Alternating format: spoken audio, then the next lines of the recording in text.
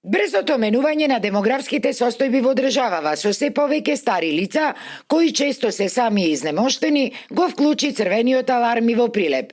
Единствениот дом за стари лица во општината, ако изгрижува граѓани од цела Македонија, со својот капацитет од 150 места, станува претесен. Листите на чекање и овде се евидентни, па локалните власти достоинствената институционална грижа за највозрасните ја ставија високо на приоритетната листа.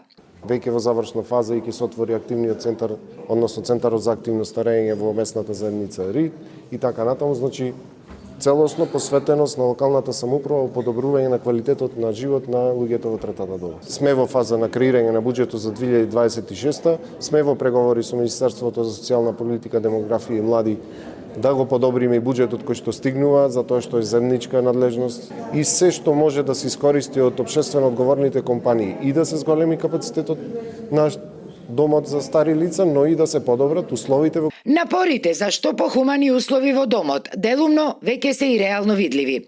Само во оваа година, преку инвестиција од 3 милиони и 100.000 денари во современа опрема, значително се подобрени условите за работа на вработените, а особено условите за живот на штитениците, со цел тука сите да се чувствуваат достоинствено, почитувано и безбедно. Сакам да најавам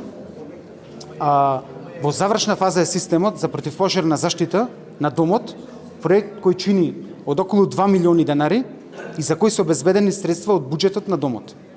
Со ово дополнително се подигнува безбедноста на корисниците на повисоко ниво. Старскиот дом во Прилеп за прв пат како установа е основан уште во далечната 1956 година, а додека на сегашната локација функционира од 1977 година. Сега, од локалната самоуправа, освен што најавуваат негова надградба со цел зголемување на капацитетот, велат дека се размислува и за обезбедување на нови локации за отворање и на приватни домови за стари и болни лица.